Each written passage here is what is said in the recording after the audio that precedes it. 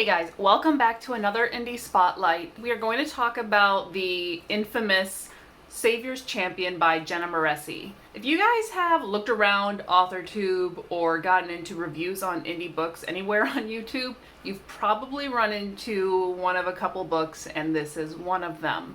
I have probably watched almost every single review on this book out there. I knew what to expect. I knew what the plot was. I knew what the problems were. I could pretty much go step for step and tell you what the story was, but I never read the story for myself until now. In a lot of ways, I agree with the other reviewers out there, but I can also see why some people would enjoy this book, so I wanted to go over just my main points. I definitely encourage you guys to read this book for yourself to make your own opinion. It is a bit rough. Like I said, we're gonna get into it, and I also don't really want to subject you guys to the 666 pages, which is what the ebook said, of almost there, but also murdered by its own characters. So let's get into the synopsis, and then we'll jump into our review of The Savior's Champion. The Savior's Champion. Tobias Kaya doesn't care about the Savior. He doesn't care that she's the ruler of the realm or that she purified the land, and he certainly doesn't care that she's of age to be married. But when competing for her hand proves to be his last chance to save his family, he's forced to make the Savior his priority. Now Tobias is thrown into the Sovereign's tournament with 19 other men, and each of them is fighting and killing for the chance to rule at the Savior's side. Instantly, his world is plagued with violence, treachery, and manipulation, revealing the hidden ugliness of his proud realm. And when his circumstances seem especially dire, he stumbles into an unexpected romance, one that opens him up to unimaginable dangers and darkness. And at the end of the description, there is a trigger warning for graphic violence, language, and sexual situations. So this was definitely intended to be a more mature book. However, I feel like a lot of the way that things were done made it seem more juvenile and almost insulting to read. We're gonna go in order because we have to find some structure to do this review. So let's jump into the cover itself. Now, there are two books in this series released, and even though it's a series, they're technically both companions because they follow the same timeline. It's just different points of view. I think the Savior's Sister cover is so much more gorgeous, even though it's just like flowers with some blood on them. But the Savior's Champion cover is kind of okay. Like, it's not, there's nothing wrong with it. We have the red X hands representing what happens to Tobias in the tournament when he is blessed by the Savior, and it forms an X across his chest. It's supposed to be with her clay, so it really wasn't in blood, but that became kind of a thing. The part that a lot of people have brought up issue with in this cover is in the small text. We're gonna zoom in. It says, "Respect the labyrinth, obey the labyrinth." And I believe this was promoted as like Hunger Games or like just a bachelorette murder everybody else kind of. I mean, on Hunger Games you did that too, but it was kind of a different motivation. Regardless, the labyrinth is not the labyrinth that you automatically assume when you hear the word. It's not the sort of maze where the Minotaur was trapped. It's very much a tunnel. It's not an obstacle necessarily in itself. It's a magic tunnel with many obstacles in it. Some do feel more magically orchestrated, but they're all kind of really big on scope. So it's an obstacle course. It is an obstacle course race where only one person is meant to survive, but this is also a 30-day tournament, and the first half of it is spent in this labyrinth with all these obstacles, and typically only one person dies at each one, and even that is not necessarily because of the obstacle, it's because of the competitors. We're gonna get a little bit into that with plot world building section, but essentially it's not a labyrinth, and I know a lot of people were upset with that, and I would be too, but I already kind of knew about it, so I was kind of like, all right, let's read about this magic tunnel. The part that bothered me more is less that it was not a labyrinth, it was more that it was respect the labyrinth, obey the labyrinth, when there were so many other things that were actively at play, like the Sovereign being in charge of this tournament. He was the, like, respect the Sovereign, obey the sovereign or something, or even something with the savior since it's the savior's champion. I felt like the labyrinth line was just a attention grabber, so you kind of think it's got that. Even though the world itself is not quite set in that Greek or Rome era, it definitely has some visual inspirations from it, but that is kind of a part of the world building which will be interesting to get to. Aside from all that, my least favorite part of this cover is the top of it that has the like light shining down, barely illuminating this bloody guy with a weapon. So I'm like, okay, maybe it feels like more of a slasher thriller. It doesn't. Is there a genre for just kill everybody off that isn't a thriller? So that's my impression of the cover. Like I said, I think the Savior's Sister cover, it just looks better overall. It's more attractive as a book design. It's a pretty cover. It may or may not tie in more with the thing, but I think for the effect that she was trying to get, that sort of edgy, dark, bloody, I guess a little bit of thriller, scary, she pretty much got it. But I don't think it matches the book. It does not, okay, I don't even not think this. It does not match the tone of the book. Let's jump into, oh God, where do I want to start? Usually I jump into characters next, but I don't like the characters. So let's quickly do the plot and mix that in with the world building, because I think they don't really cross over that much, but there isn't too much to say about the world building, unfortunately, which y'all know is one of my favorite parts of books. The plot itself is Tobias joins the Sovereign's tournament in order to win his right to marry the Savior. Now, the reason why he joins this, especially as the blurb states, he doesn't care about the Savior and he doesn't want to marry her, and he's really just not wants to do anything. He's a pissy boy. He has a injured sister, paraplegic, so her legs don't work from an accident, and he joins to get the cash payout that the competitors get to support his family.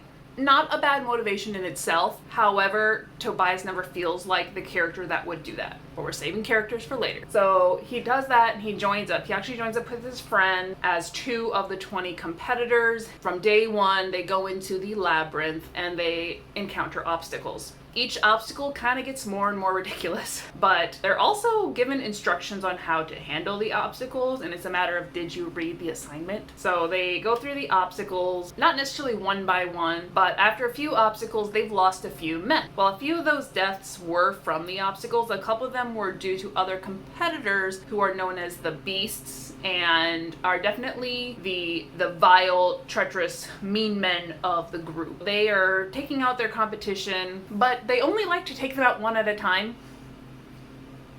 Okay, so they go through the obstacles, they have their rest days. While Toby is resting and the healer girl comes around, he starts making a connection with her. He's the only one who's gonna make that connection because every single side character is pretty much a foul-mouthed boy. No respect for women, no respect for each other, really. They're only interested in the most heinous things that you would expect from violent rapist sort of guy. Nobody's great. But Tobias is a good boy and he makes friends with the healer girl. So while they're going through the competition, he starts looking forward to her more instead of thinking of the Savior, which, mind you, he never cared about her anyway. For the majority of the book, that is the flow. They face an obstacle or a challenge. If he's injured, he gets to spend time with the healer Layla. If not, he's pretty pissy about anything to do with the Savior. He and the guys are getting angry at each other. Challenge, rest time, and I guess that was supposed to be our look into the characters as they were. It wasn't great. And then more challenges, characters, more challenges, talky-talk, assaults, whatever. Eventually, they get through half of the labyrinth and they go into the palace. At this point, Tobias is thinking he really likes a Layla, and he's worried because that would seem as blasphemy against the Savior since he's literally competing to marry her. And they have a whole you should be pure and only for the Savior. In this world that she created, it does not make a lick of sense. Their time in the palace has fewer challenges and more reward days where some of the competitors will get to spend days or afternoons or however long with Cosima, who is the Savior at this point.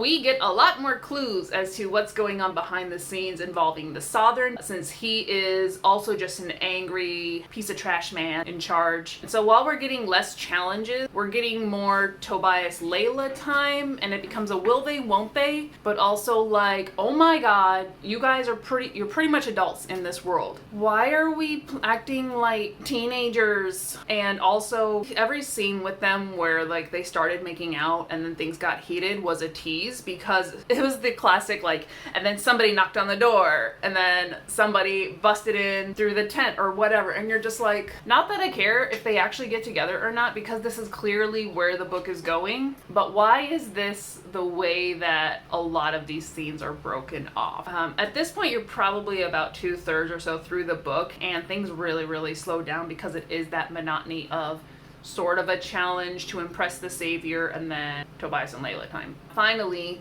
we get to the last leg of the tournament itself. We have visitors from other countries come in to bet on who they think are going to win.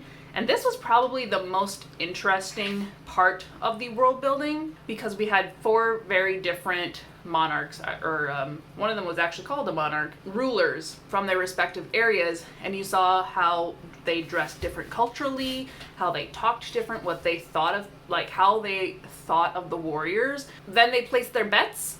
The best one won.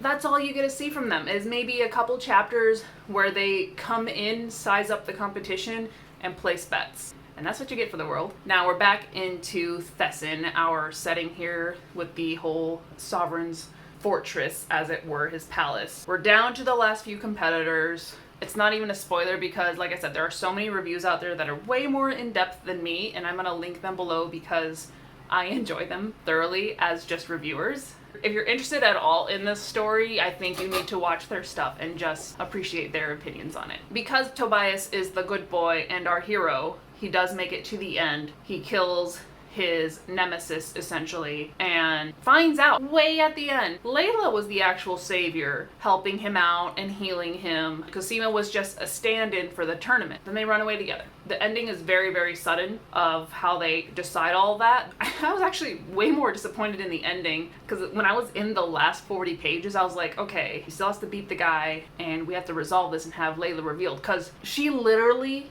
was not revealed as the savior till probably the last 10 to 15 pages of the book. But we know pretty much since you get into the palace, and that's at least halfway. And of course I knew because I had read the reviews and I knew what other people were already saying about it. But the clues were there, Tobias. And the worst part is that this book was 666 pages. I've probably been reading it on and off for a couple weeks because I would put it down and not want to pick it up. Could not stand the way certain things were written. First 200 pages were okay. The 300 to 400 page range was where things got kind of weird and started to be repetitive, but you were like, okay, we're getting close to the end. It should be about reveal time right now, but you don't get that. You get more going into like the last 170 pages or whatever of every time that Layla and Tobias got together and were getting all romantic, he would say something about like hating the savior. She would take it personally because she's the actual savior, not Cosima, who he only knows is the savior because that was the ploy. And they would start an argument. And I'm not even kidding, it was so childish because he would start accusing her and questioning her, and then she would keep getting like cut off. So it would be like mostly Tobias with like little things of Layla being like, Tobias, or that's not what I mean, like trying to be defensive. And then as soon as he was like, oh man, I'm sorry, I didn't mean to like actually get mad at you, then she would flip and totally berate him, so that it was now her being all snappy and him being like, oh, I'm sorry, and just literally happened at least 2 or 3 times in depth, like pages of their argument, and you're just reading it like, you guys have terrible communication. Like, I know she's keeping secrets, but if that's an issue, then this is a terrible relationship. This is so toxic.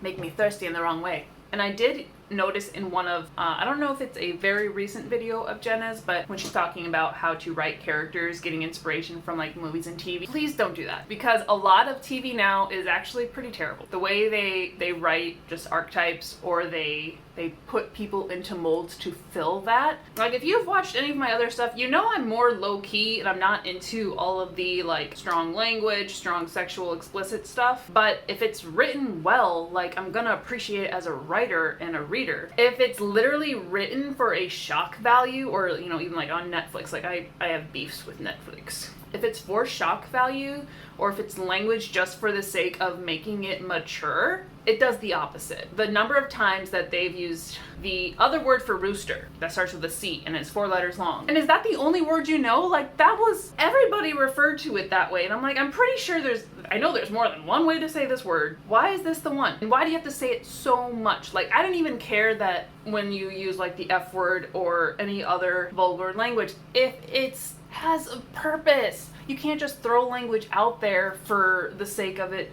sounding more mature, because it didn't. I guess we slipped into character stuff, by the way. It just got to the point where I didn't want to keep reading because it felt like she hated every character. Even the main characters weren't great. They had no better personality. There were 20 men in this competition. Every single one was just, and trash talking is saying it nicely, but very vulgar toward any of the women, and just women, the concept of women in general, which I'm not a feminist or anything, like, whatever, there are people out there, but how? In a giant freaking pool of people did they pick 20 rotten dudes with one pure boy, Tobias? I don't believe it. I don't believe it. I didn't appreciate it. You had 20, not 20, I guess you had like 17 red shirts that were all terrible people and were gonna die, so we made them terrible. And it's sad. So anywho, let's really look at the characters, even though I kind of already started talking about them. Tobias, as our main character, you're probably going to want to throw the book. He's very contradictory. He's always in a piss poor attitude, but when it comes down to a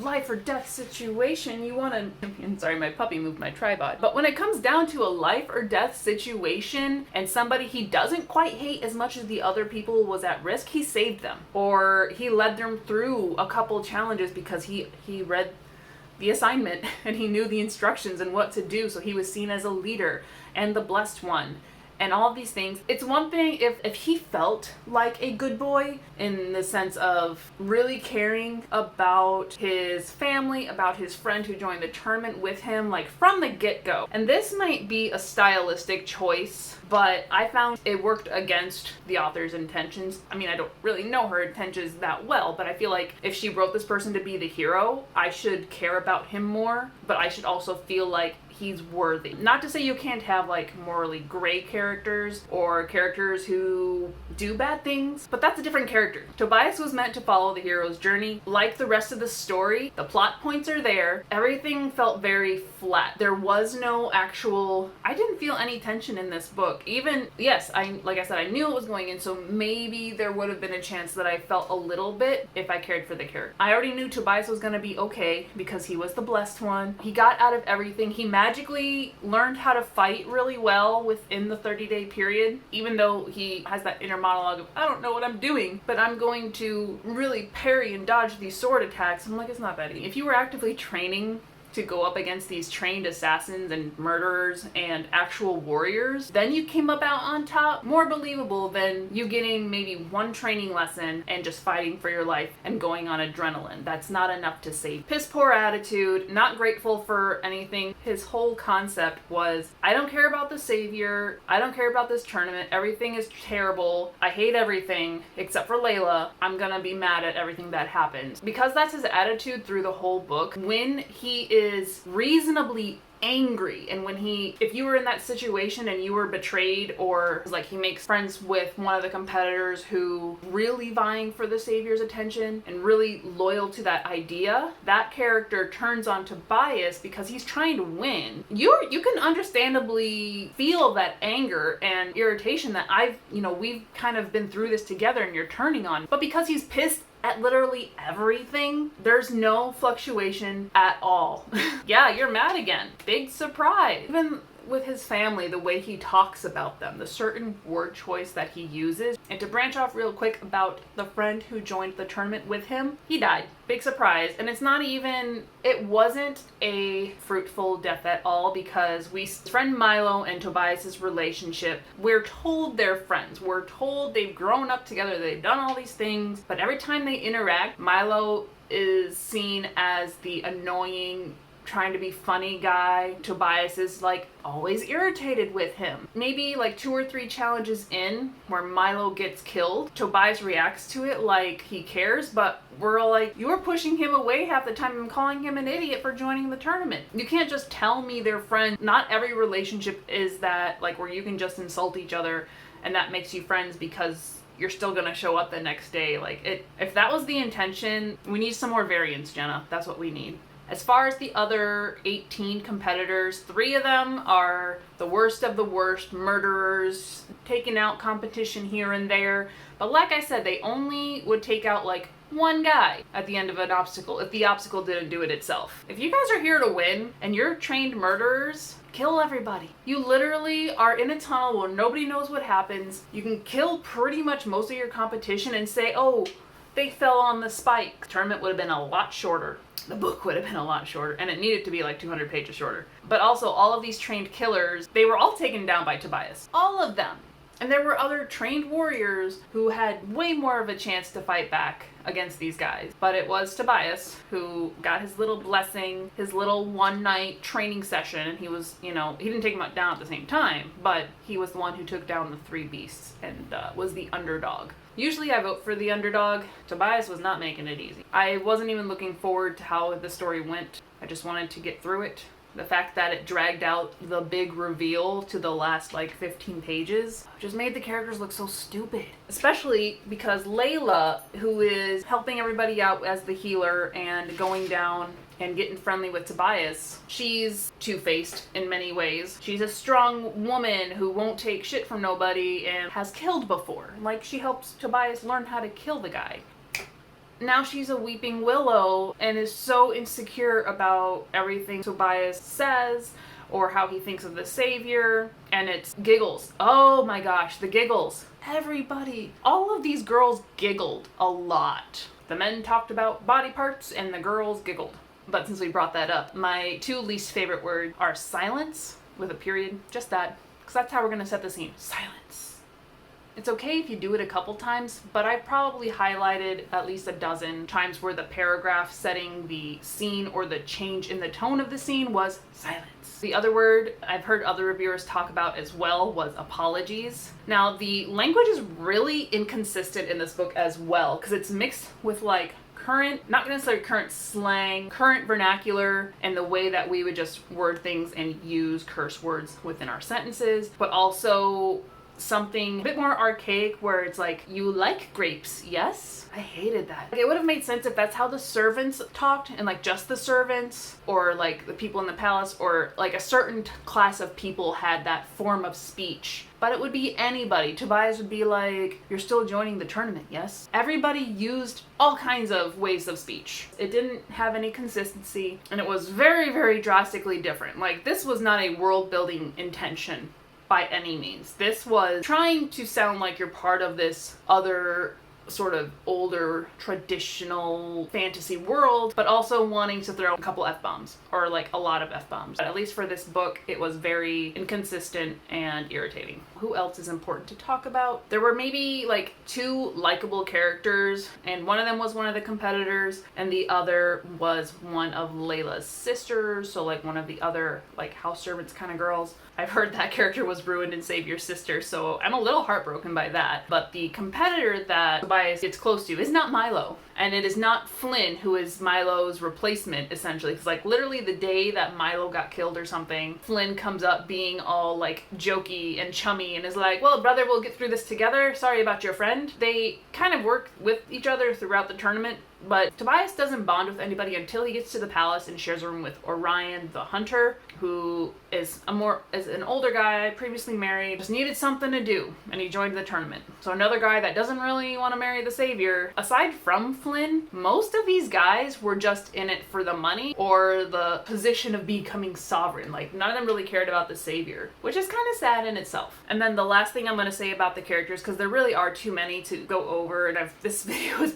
much longer than I expected already. When they are introduced at the beginning of the tournament, you get an introduction of all 20 with their names and their laurels. So now you essentially have 40 names. Why would you do that? The easier way would have to introduce a couple at the beginning just to like show the flow of how people were going to be labeled in the tournament, and then as he had encounters with them, like significant times where he, you know, saved their life or he was trying to kill him or however, that was when you can really introduce that character. Probably a little bit before then, granted, but to introduce all 20 at the same time with 2 different names was not great. At least if you're gonna do it that way, I agree with some other viewers who say either only use their names or only use their laurels, and I'm leaning toward only using their laurels because this entire tournament was very dehumanizing, as Tobias frequently noticed. They were oiled up to look good for the savior. They were treated as spectacles and as objects, not as like people. They should have all just been introduced with their laurels, and then as Tobias got close to them or got to know to stay away from some of them, then learn their name. But no, it was constantly switching between name and laurel, and it got really confusing until there was only a few at the end, thank God. To sum up this pretty long video, the setting and some of the concept had a lot of potential. The whole tournament competition where only one survives, it's been done before, but it is a reliable trope or a reliable story facet for this genre to give you, you know, that tension and even though I feel like when you're always following the main character, you know the main character is going to be okay. So there is a little bit lack of tension in my opinion, because the main character is always... If you haven't read Battle Royale, like the one from Japan, that one is a fantastic, everybody except one person dies. It's great. And there's 40 people to start with, but it was done really well, and I think it's my favorite of type of stories, just because it wasn't a straightforward competition like this where only one was dying here or there. You just sent out a bunch of these middle schoolers on a deserted island with weapons and see you in 3 days. That had a great murderer character. Oh, in the movie, oh, he was crazy. It was great. I loved it. So check that out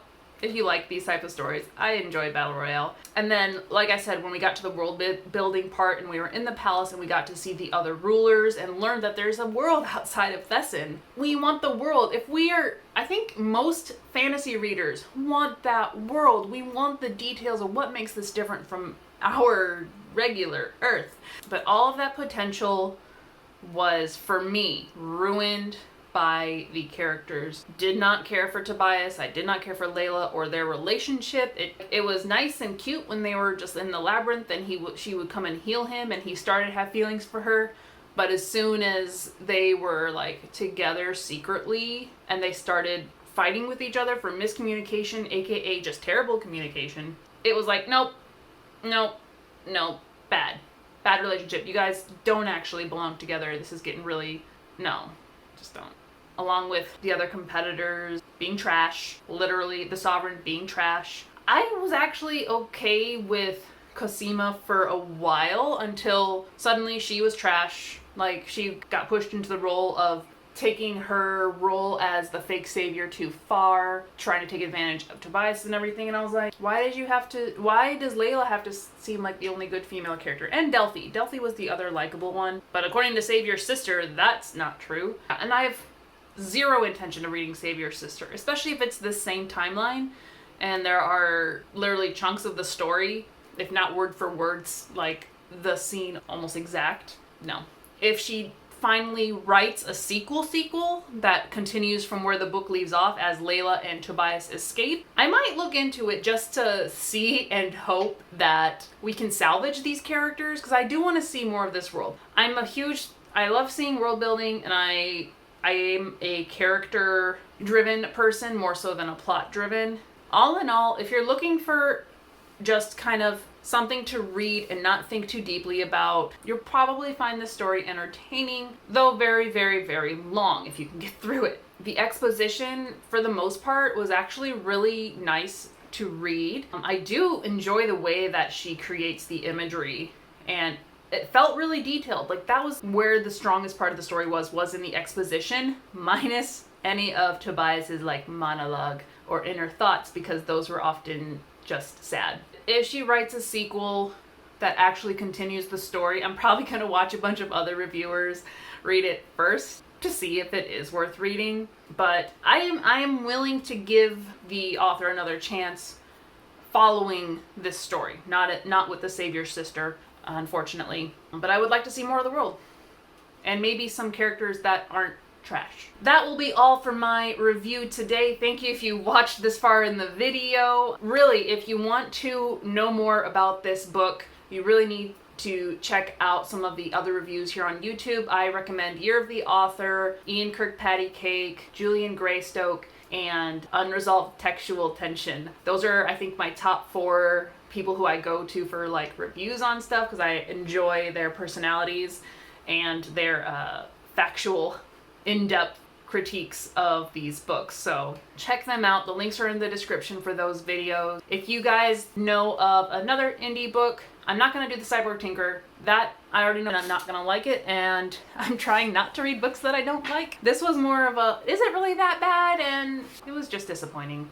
I am at least willing to try some other books. So if you've written a book, or you know someone who has, or you've read an indie book that you would like me to review, let me know in the comments below, or you can message me on Instagram. All of that is in the description below as well. And again, thank you for watching and listening. I do have a final comment. I shouldn't have left yet. I know that this book is reviewed a lot, and it does help people get reviews and views on their channel, which is great. It's great for them. The biggest reason that I did review this book is because I did want to see for myself what it was like. And I know I kind of just said that, but the fact is that I am trying to grow as an author. My first book came out in January.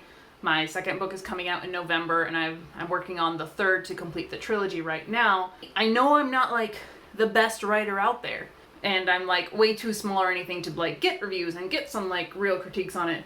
But to have someone as big as Jenna Moreci have such a divided popularity, like I said, this book is infamous for not being great. And it comes to the question of, are some of these reviews, whether good or bad, are they valid, or is it because she's a bigger channel, is she getting trolled more, and like, you know, does her word hold to the page? Is it really not that good? And like I said, the exposition and the writing was clean. I mean, not the language, but the writing itself was clean. Like, this was a well-edited book for the technical points, but as far as developmental and reader friendliness, I think it didn't hit the mark. It didn't hit it for me.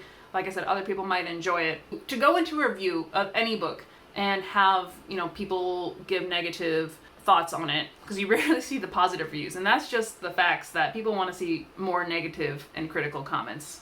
I know it's a thing. I'm trying to be constructive. I mean, it's kind of daunting to know that this is the person who is the face of AuthorTube just because they have the biggest following and I guess the history with it. Now the stigma of being an AuthorTuber reflects on Jenna Moreci's The Savior's Champion or the Savior series. And that's not fair, because we all don't write that way. This is why I've started the Indie Spotlight, to try to connect with other indie authors, especially here on YouTube, because I think there's a new generation of us who are trying to write well and who can take constructive criticism. And maybe some of us who just want to write whatever, and that's fine. I just think there's more of us, and to only have, you know, Jenna Moreci, Meg Latour, and Kim Chance, or Alexa Dunn, these big names be the ones people talk about, we gotta rise up. We gotta do it, guys. Hopefully. Not that I want to start a revolution, because I ain't got time for that. I'm writing a book. That's just the last piece that I wanted to add on there. Take it as you will. I'm looking forward to reading more AuthorTube or indie books that are doing well and really creating something to be proud of and to share. So again, let me know if there's something out there that you guys would recommend. I'm digging through my Kindle trying to find some, and we do our monthly indie book as well. So keep an eye out and leave your comments below, and I'll see you in the next video.